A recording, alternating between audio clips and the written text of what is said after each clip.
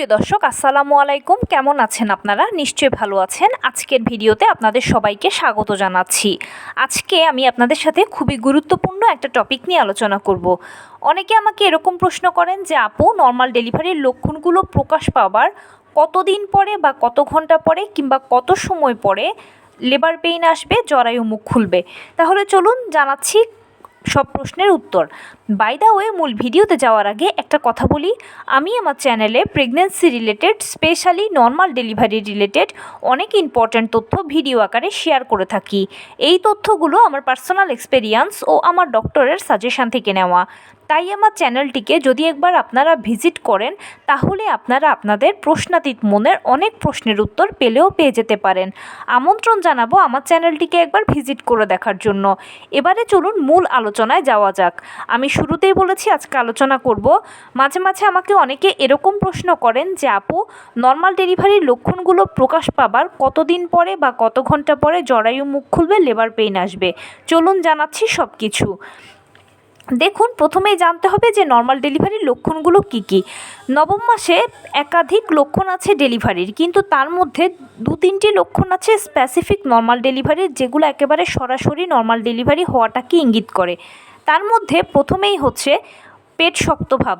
খেয়াল করবেন মাঝে মাঝে আপনার পেট শক্ত হচ্ছে, কয়েক মিনিট থাকছে, নিজে নিজে আবার ঠিক হয়ে যাচ্ছে। দ্বিতীয় যে লক্ষণটা দেখবেন সেটা হচ্ছে ফলস পেইন হওয়া। ফলস পেইনটা কোমরের দিক থেকে শুরু হয়ে তলপেটের কাছে এসে পায়ের নিচ দিয়ে চলে যাবে, খুবই অল্প সময়ের জন্য থাকে কিন্তু ঘন ঘন হয়। তৃতীয় লক্ষণ হচ্ছে বারে বারে প্রস্রাবের চাপ অনুভব করা। বারবার প্রস্রাবের চাপ অনুভব হবে, আপনি বাথরুমে যাচ্ছেন, হয়তো 2-1 ফোঁটা প্রস্রাব হবে, না হয় হবেও না, কিন্তু র্যান্ডম একটা চাপ আপনি ফিল করতে থাকবেন। সবচেয়ে ইম্পর্ট্যান্ট যে লক্ষণ সেটা হচ্ছে ভার অনুভব করা বা চাপ অনুভব করা। জরায়ুর দিকে, যৌনাঙ্গের দিকে ব্যথা হবে, তলপেটে ব্যথা হবে এবং ওই জায়গাগুলোতে প্রচুর ভার ভার লাগবে আপনার কাছে। মনে হবে যেন কিছু একটা বেরিয়ে যেতে চাইছে বা বেরিয়ে যাবে। দাঁড়ালে বসতে কষ্ট হবে, বসলে দাঁড়াতে কষ্ট হবে, বসলে মনে হবে বুঝি আপনি কারো গায়ের উপরে কিংবা বাচ্চার গায়ের উপরে বসে গেলেন। এই ধরনের একটা অনুভূতি হবে আপনার। এই সমস্ত লক্ষণগুলো হচ্ছে একেবারে সরাসরি নর্মাল ডেলিভারির লক্ষণ। আমি এটা নিয়ে আমার চ্যানেলে ভিডিও দিয়েছি, ডিটেলসে আছে, চাইলে দেখে নিতে পারেন। তবুও আমি একেবারে শর্ট করে বলার জন্যই বললাম। এই লক্ষণগুলো যখন নিজেদের মধ্যে দেখতে পাবেন, তখন ধরে নেবেন যে ইনশাল্লাহ আপনার ডেলিভারিটা নর্মালে হতে যাচ্ছে, সেজন্য বডি আপনাকে সাইন দিচ্ছে।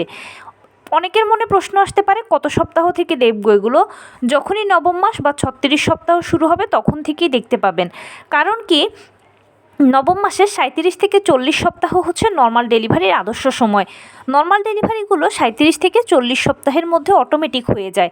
এটার জন্য আপনাকে বাড়তি কোনো কিছুই করতে হবে না, কোনো স্পেশাল ডাক্তার, ঔষধ, ব্যায়াম, কোনো কার্যক্রম কিছুই প্রয়োজন নেই। অটোমেটিক 37 থেকে 40 সপ্তাহের মধ্যে নর্মাল ডেলিভারি হয়ে যাবে। সেই জন্য পূর্ব প্রস্তুতি হিসেবে 36 সপ্তাহ থেকেই মোটামুটি আপনারা আপনাদের মধ্যে এই লক্ষণগুলো দেখতে শুরু করবেন। তবে মাঝে মাঝে কেউ যদি প্রশ্ন রাখতে পারেন এরকম যে আপু, এগুলো কি সবগুলোই শরীরে দেখতে হবে? না, এই সব কিছুই শরীরে যে দেখা যেতে হবে এমন কোনো কথা নয়। 2-1টিও দেখতে পারেন, সবও দেখতে পারেন, কিন্তু মোটামুটি টুকটাক দেখবেনই এগুলো যদি নর্মাল ডেলিভারি হওয়ার হয়।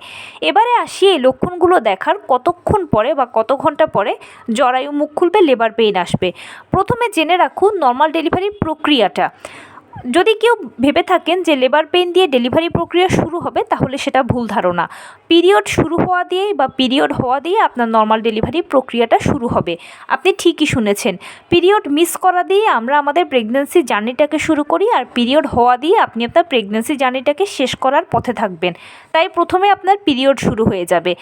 37 থেকে 40 সপ্তাহের মধ্যে যে কোনো সময়, যে কোনো মুহূর্তে, যে কোনো অবস্থায় আপনার পিরিয়ডটা শুরু হয়ে যাবে, মানে বাদামি স্রাব যাবে। বাদামি স্রাব যাওয়াটা মানে হচ্ছে আপনার ডেলিভারি প্রক্রিয়ার প্রথম ধাপ। একেবারে আমাদের পিরিয়ডের প্রথম দিন যেরকম হালকা বাদামি বা গোলাপি কালারের স্রাব যায়, এখানেও ঠিক সেই কালারেরই আপনি স্রাব দেখতে পাবেন। তো এটা পিরিয়ড হওয়া বা বাদামি স্রাব যাওয়া, যে যেভাবে বুঝতে সহজ হয় সেটাই। এটা হলো প্রথম ধাপ।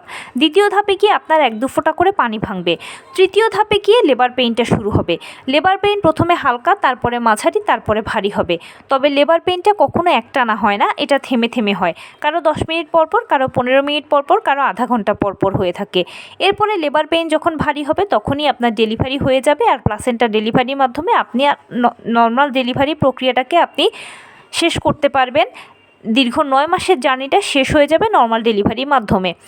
এখন কথা হচ্ছে এই যে দীর্ঘ প্রক্রিয়াটা আমি বললাম, এই প্রক্রিয়াটার মধ্যে প্রথমে যখন আপনার বাদামি স্রাবটা যে কোনো সময় শুরু হবে, তারপরে দ্বিতীয় ধাপে বললাম যে পানি ভাঙবে। প্রথম ধাপ থেকে দ্বিতীয় ধাপে যেতে কারো 5 থেকে 7 ঘন্টা লাগে, কারো 12 থেকে 14 ঘন্টা লাগে, কারো আবার পুরো 24 ঘন্টা লেগে যায়।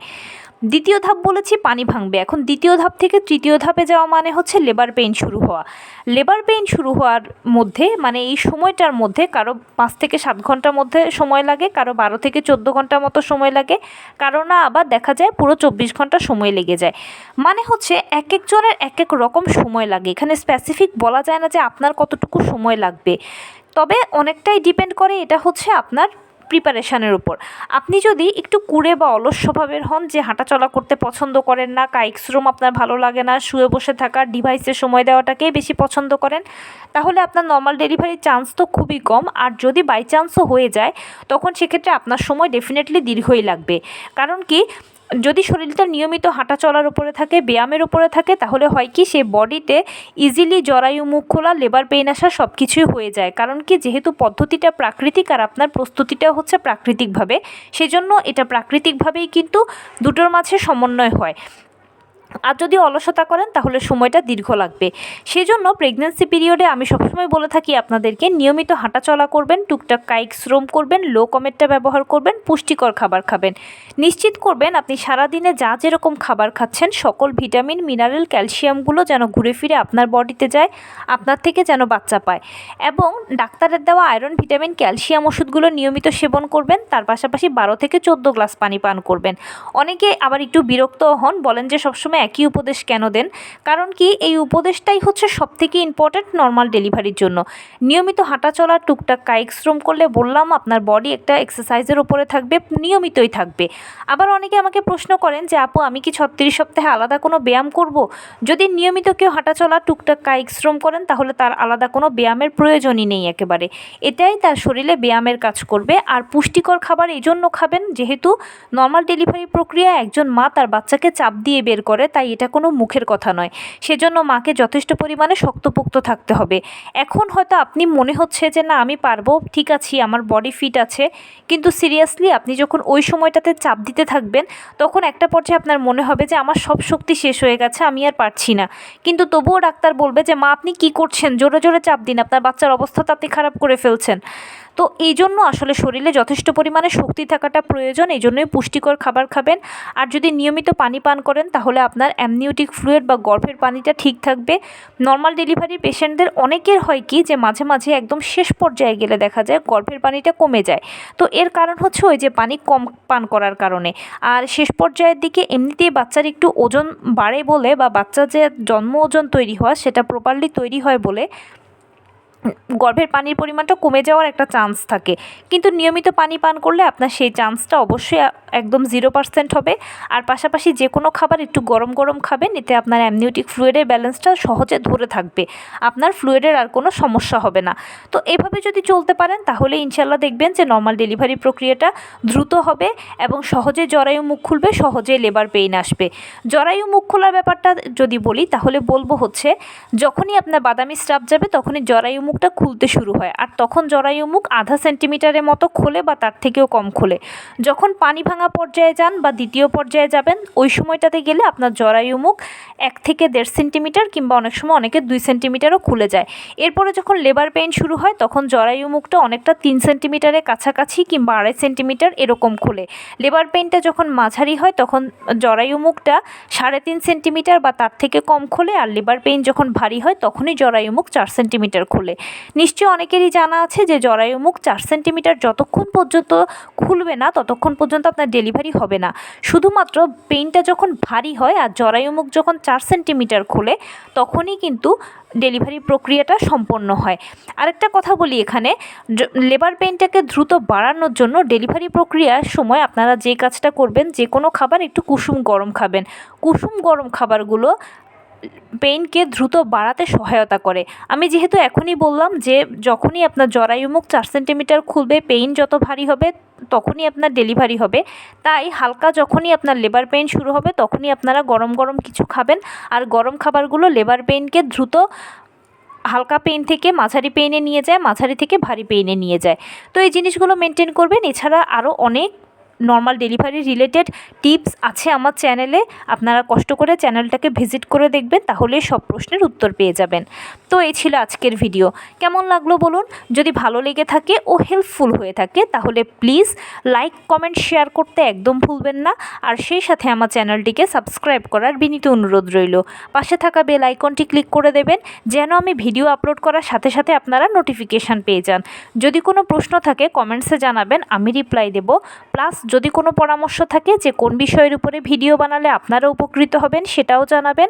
আমি আপনাদের পছন্দের সর্বোচ্চ প্রায়োরিটি দেব। ভালো থাকবেন, সুস্থ থাকবেন। আসসালামু আলাইকুম।